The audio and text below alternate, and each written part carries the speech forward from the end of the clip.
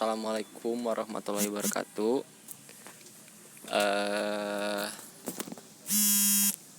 Di sini saya akan memaparkan dari Bapak dosen Pak Sahat yang ditugaskan kepada saya di sini, yaitu materi tentang agama Islam. Baik, saya akan memaparkan yang pertama, konsep agama secara etimologis dan termologis.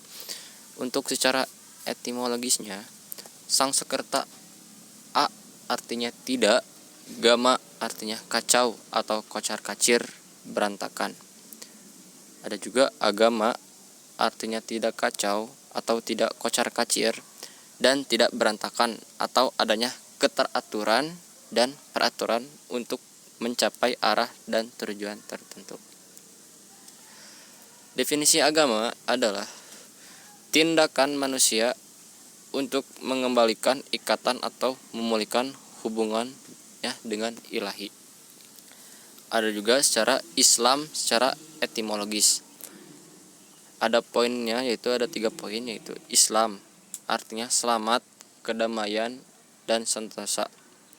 Dalam istilah syar'i, Islam yang artinya berserah diri, tunduk patuh dengan kesadaran dan yang tinggi tanpa paksaan. Terus definisi Islam adalah menerima segala perintah dan larangan Allah Subhanahu wa taala yang diturunkan melalui wahyu yang disampaikan oleh para nabi.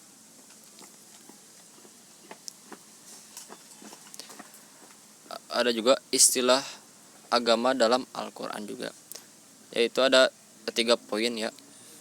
Untuk poin yang ke-1 ada beberapa poin juga. Yang poin ke-1 ada pembalasan, ada adat kebiasaan, peraturan, dan hari kiamat. Untuk yang poin kedua ada undang-undang, peraturan. Ada yang poin ketiga yaitu syar'i, jalan yang harus dilalui, dan hukum. Untuk teori agama, menurut M. Clauler, teori masa kritis agama muncul adanya rasa takut yang menyertai manusia ketika menghadapi kejadian atau gejala alam yang memilukan. Ada juga menurut Edward 1932 sampai Edward B. Taylor 1930 dan sampai 1979. Teori animisme dan evolusi agama, 3 tahap perkembangan evolusi agama dari animistik, politeistik, dan monoteistik. Ada juga menurut J.G. Frazer 1859 sampai 1941.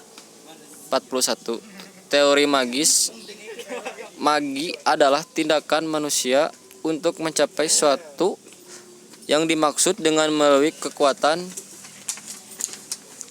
gaib luar biasa yang ada di dalam. Dan juga ada menurut R.R. Maret 1866 sampai 1940. Teori di mana adanya kekuatan luar biasa dari makhluk gaib yang dapat dimiliki dan dipindahkan pada benda-benda kecil seperti cincin dan hal yang kecil-kecil lainnya. Dan juga teori unsur-unsur agama, yaitu meyakini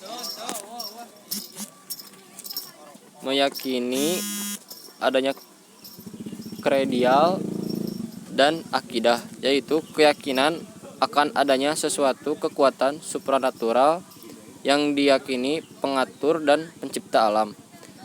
Dan juga ada yang peribadatan, yaitu ritual atau ibadah, di mana tingkah laku manusia dalam berhubungan dengan kekuatan supranatural tersebut sebagai konsekuensi atau pengakuan dan ketundukannya. Ada juga sistem nilai, yaitu value atau sumber hukum dan syariat yang mengatur hubungan manusia dengan manusia lainnya atau alam semesta yang dikaitkan dengan keyakinan tersebut. Dan yang terakhir yaitu tempat ibadah dan kitab suci. Nah, yang ini juga klasifikasi agama. Klasifikasi agama ada yang rivalat dan non rivalat agama, yang artinya agama wahyu dan bukan. Terus yang missionary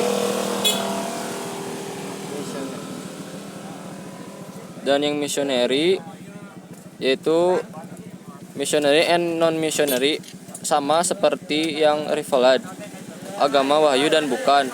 Ada juga yang geographical, rakyat and universal. Terus ciri dan perbedaannya yang rivalat dan non rivalat, yaitu yang rivalat agama wahyu berpokok pada keesaan Tuhan dan yang poin ke-1 berpokok pada keesaan Tuhan, poin kedua beriman kepada nabi, poin ketiga sumber utama kitab suci, poin keempat semua lahir di Timur Tengah, missionary ajaran tegas jelas dan arah yang lurus dan ajaran yang lengkap. Untuk yang non rivalat, yang bukan agama wahyu, tidak ada nabi, tidak ada kitab suci, lahir di luar Timur Tengah, tidak missionary, dan kabur, tidak jelas dan tidak lengkap. Untuk faedah dan manfaat beragama, untuk manfaatnya yaitu pedoman dan petunjuk dan ketentraman batin. Untuk yang beragama, penolong, pembentukan kepribadian dan yang utuh. Untuk pengertian Islam, untuk pengertian agama Islam, din al-Islam sebagai tatanan hidup meliputi seluruh aspek hidup dan kehidupan, dari mulai masalah ritual sampai kepada masalah muamalah, termasuk masalah sosial budaya, sosial ekonomi, sosial politik, bahkan sampai kepada masalah kenegaraan. Terus sesungguhnya din atau tatanan hidup yang diridhoi di sisi Allah hanyalah Islam menurut Quran ayat 1 sampai 19 yang artinya barang siapa mencari tatanan hidup selain Islam maka sekali-sekali tidaklah akan diterima, dan daripadanya dia di akhirat termasuk orang-orang yang rugi menurut surat QS menurut QS 3 sampai 85. Baik. Terima kasih. Mohon maaf bila ada kesalahan atau salah kata yang tidak jelas. Mohon maaf ada kesalahan. Sekian dari saya. Wabillahi taufiq wal hidayah. Wassalamualaikum warahmatullahi wabarakatuh.